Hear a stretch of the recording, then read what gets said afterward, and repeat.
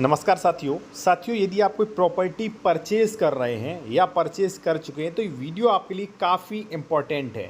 इस वीडियो में आप जानेंगे कि प्रॉपर्टी रजिस्ट्री के दिन आप क्या-क्या सावधानी रखें। कोई मान लीजिए आपका भाई या कोई भी व्यक्ति खरीद रहा है, फिर भी आप देख सकते हैं जो है उससे कोई भी धोखाधड़ी उसके साथ नहीं होगी, ठीक है? तो हम 4 पॉइंट पे बात करेंगे, हम उसी दिन बात करेंगे क्या-क्या सावधानियाँ रखनी चाहिए। अब देखिए, एडवोकेट आपको बैठ के नहीं बताएँगे कि ये सारी चीज़ें नहीं देखें क्योंकि उनके पास क काफ़ी काम होता है। तो आप भी चेक करें भाई, ठीक है? वो चेक करते हैं, फिर भी री-वेरिफ़िकेशन आप कर सकते हैं, जिससे कोई धोखाधड़ी नहीं होगा, बाद में रेक्टिफ़िकेशन वगैरह में परेशानी नहीं होगी। तो चलिए मैं आपको बताता हूँ। और अगर आप कोई कानूनी सलाह लेना चाहें या कोई ज़मीन खरीद रहे हैं उसके बारे में कंसल्टेशन या डॉक्यूमेंट चेक करवाना चाह रहे हैं कि ज़मीन कोई डबल रजिस्ट्री, अंश से अधिक विक्रय या कोई केस वगैरह तो नहीं चल रहा, तो कॉन्टैक्ट नंबर वीडियो की डिस्क्रिप्शन में मिल जाएगा, ठीक है? फर्स्ट हम 4 पॉइंट पर बात करेंगे। डॉक्यूमेंट्स चेक के संबंध में, पैसों के लेन-देन संबंधी सावधानी और सेल डीड चेक के संबंध में जो आपकी सेल डीड टाइप हो रही है या सेल डीड हो सकता है, गिफ्ट डीड हो सकता है, एग्रीमेंट्स हो सकता है, उसके बारे में। और रजिस्ट्री के बाद की प्रक्रिया क्या है, क्योंकि रजिस्ट्री आप करवा चुके तो यहीं पे आपका काम खत्म नहीं होता, उसके बाद भी कई प्रोसेस होते हैं, ठीक है? तो सबसे पहले हम बात करेंगे फर्स्ट डॉक्यूमेंट्स चेक से संबंधित। देखिए साथियों, कोई भी प्रॉपर्टी आप परचेज़ कर रहे हैं तो टोकन मनी आप तब दें, यानी कि बयाना यानी कि बुकिंग अमाउंट आपको तब देना चाहिए जब उसके संबंध में आपने डॉक्यूमेंट वेरिफिकेशन कर ली हो। अब देखिए, प्रॉपर्टी ट्रांसफर एक्ट सेक्शन 3 या आप रजिस्ट्री विभाग का ऑफिशियल वेबसाइट देखेंगे, उसमें भी स्पष्ट नोटिस है कि विक्रेता अपनी प्रॉपर्टी की जांच पड़ताल स्वयं करे। अगर कोई दिक्कत हुई तो वही जिम्मेदार हुई। अब जांच पड़ताल क्या क्या डॉक्यूमेंट्स चेक करेंगे, सबसे पहला काम है डॉक्यूमेंट चेक कराना, ठीक है? क्या क्या डॉक्यूमेंट चेक, जैसे मैं आपको बता दूं, कई लोग पूछते सर क्या क्या डॉक्यूमेंट चेक करवाएं, तो मैं आपको बता दूं। देखिए, ज़मीन का म्यूटेशन, दाखिल खारिज की चैन, आदेश दाखिल खारिज का, आदेश कितना क्षेत्रफल, यानी कि पहले दाखिल खारिज चेक करना है। सेकंड, उसका रजिस्ट्री चैन, कहाँ से प्रॉपर्टी ट्रांसफर हुई, रजिस्ट्री सही है कि नहीं, रजिस्ट्री का वेरिफिकेशन। थर्ड, इसने कोई एग्रीमेंट, वसीयत, दान पत्र या ये प्रॉपर्टी पहले सेल तो नहीं कर देगी। फोर्थ है साथियों, इसका कितना क्षेत्रफल बन रहा है वो आप चेक करें। फिफ्थ, 143(80) चेक करें। सिक्स ये है कि धारा 98 का कहीं उल्लंघन तो नहीं हुआ है। एट्थ ये है साथियों कि जो भी मान लीजिए प्रॉपर्टी वगैरह चयन है, ये अंश से अधिक विक्रय तो नहीं कर रहा है, ठीक है? कितना शेयर कितना विक्रय कर रहा है, ठीक है ना?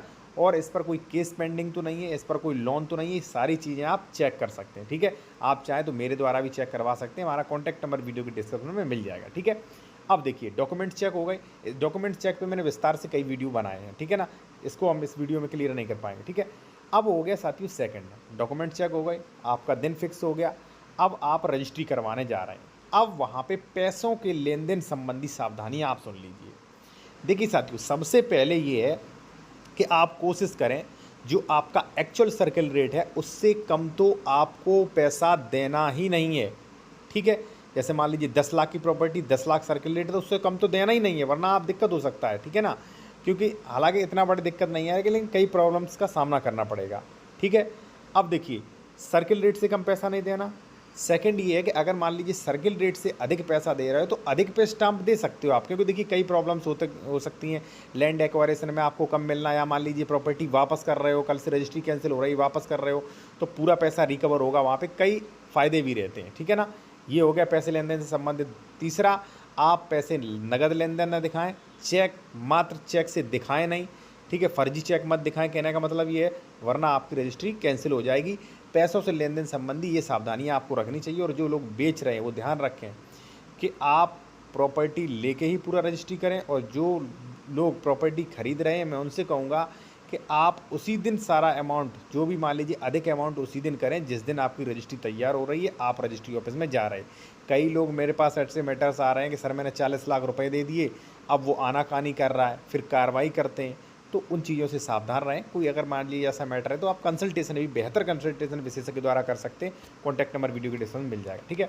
अब पैसों का लेन देन संबंधी सावधानी हो गई आपकी, ठीक? अब सबसे ज़रूरी चीज़, सेल डीड चेक करना। भाई एडवोकेट ने आपकी डीड तो टाइप कर दी, अब आप उनके ही भरोसे मत रहिए भाई कि एडवोकेट हैं सब ठीक ही है। आप अपना डीड स्वयं चेक करें कि भाई सही है चीज़ें कि नहीं। अब क्या क्या चेक करें, तो चलिए मैं आपको बता रहा हूँ, ठीक है? फर्स्ट साथियों, कि जो विक्रेता है वो कौन है, उसका नाम सही है कि नहीं, क्योंकि दाखिल खारिज में दिक्कत आएगी। नाम पता गलत है तो दाखिल खारिज में दिक्कत आ जाएगी, ध्यान रखना। आप अपना नाम पता, ठीक है, वो चेक करें। सबसे ज़रूरी, खाता संख्या, खसरा संख्या चेक करें कि सही है कि नहीं। उसके बाद अपना क्षेत्रफल चेक करें। उसके बाद आप ये भी चेक करें कि भाई हमारा इसमें 1/2 1/3 कितना शेयर कैसे करके दिखाया गया है, वो भी आप चेक करें, डिस्क्रिप्शन किस प्रकार दिया है, ठीक है, ये भी चेक करें। उसके बाद आप चौहद्दी चेक करें, यानी कि साइड प्लान चेक करें कि भाई साइड प्लान सारा जो है वो सही है कि नहीं, और अपना लेन देन चेक करें, और उसमें एक लाइन ये भी लगवाएं, क्योंकि हम तो प्रत्येक रजिस्ट्री में लोगों को देते हैं कि भाई ये एफिडेविट लगवाओ कि अगर कोई भविष्य में किसी प्रकार की प्रॉब्लम्स हुई तो विक्रेता मुझे पूरा पैसा रिफंड करेगा, ठीक है। आप चाहें तो ये चीज़ें मेरे द्वारा चेक करवा सकते हैं, ठीक है, या आप ये जो एप्लीकेशन है वो भी आप टाइप करवा के ले सकते हैं, ठीक है। कॉन्टैक्ट नंबर वीडियो के डिस्क्रिप्शन में मिल जाएगा। अब देखिए ये चीज़ें हो गई, बहुत ज़रूरी चीज़ है साथियों सेल डीड। मैं खुद बता रहा हूँ कि मैं अपना सेल डीड जब भी बनाता हूँ, मैं खुद लिखता हूँ तो 10 बार चेक करता हूँ कि कहीं कोई मिस्टेक ना हो जाए, फिर रेक्टिफिकेशन में दिक्कत होती है, ठीक है ना। अब ये चीज़ हो गई सेल डीड। अब रजिस्ट्री के बाद की प्रक्रिया, ठीक है। देखिए साथियों, मैं आपसे एक चीज़ और कहूँगा कि कई प्रॉपर्टी डीलर्स प्रॉपर्टी बेच के जो विक्रेता होते हैं जिन्होंने ज़मीन खरीदा है उसको चक्कर कटवाते हैं कि नहीं हम 10 दिन बाद नाप के दे देंगे, अपना कब्जा कर लेना। फिर वहाँ पे कई सह खातेदारक होते हैं, 116 117 तो होता नहीं है 90% ज़मीनों में, ना लेआउट पास होता है, फिर वहाँ पे विवाद होता है। तो इसलिए मैं कहूँगा 116 117 चेक करें, और ये भी चेक करें भाई कि चेक नहीं बल्कि मैं आपसे कहूँगा आप रजिस्ट्री से पहले अपना पोजीशन ले लें। जैसे मान लीजिए आप मुझसे प्रॉपर्टी खरीद रहे हैं, आपने 20% दिया, ठीक है, और जो भी पैसा दें एग्रीमेंट वगैरह करवाएं उसका, ठीक है, तो वहाँ पे आप पहले ही उसकी साफ़ सफाई, बाउंड्री की वीडियो रिकॉर्डिंग, और वीडियो रिकॉर्डिंग के बाद अपना नाम डलवा सकते हो, उसके बाद आप रजिस्ट्री करवा सकते हैं, ठीक है ना।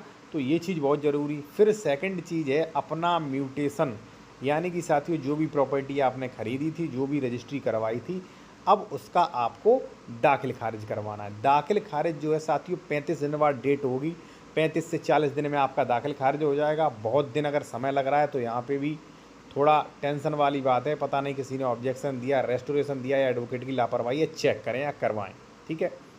अब ये सारी चीज़ें चेक हो गई, एक नंबर आपका पोजीशन हो गया, कोई दिक्कत नहीं। अब एक प्रक्रिया और है, अगर आप चाहें तो बहुत अच्छा रहेगा, आपके बच्चों तक कभी विवाद नहीं होगा। अगर आपने कोई ज़मीन खरीदी है, उसमें कई सह खातेदारक हैं या मिनजुमला खसरा नंबर है, तो वहाँ पे साथियों आप पार्टीशन सूट डाल सकते हैं। आप अपना जहाँ पे पोजीशन किया है वहाँ पे कुरहा दाखिल करवा सकते हैं। एक बार कुरहा दाखिल हो गया तो ज़िंदगी में भी आपको कोई प्रॉब्लम, कोई परेशानी नहीं आएगी साथियों, ठीक है। तो ये थी बेसिक नॉलेज, जब आप रजिस्ट्री करवाते हैं डीड चेक कैसे करें, सारा चीज़ मैंने आपको बता दिया है। बाकी अगर आप विशेषज्ञ द्वारा किसी मैटर पे कानूनी सलाह लेना चाह रहे हैं, डॉक्यूमेंट्स चेक करवाना चाह रहे हैं अपना कोई भी, चाहे भले ही खरीद चुके हों, खरीद रहे हों, तो कॉन्टैक्ट नंबर वीडियो के डिस्क्रिप्शन में आपको मिल जाएगा। व्हाट्सएप पे मैसेज करेंगे, फीस बता दी जाएगी, पे करके बात हो जाएगी, या डॉक्यूमेंट चेक करवाना चाहेंगे तो वो भी आपका हो सकता है नियमानुसार, ठीक है जी।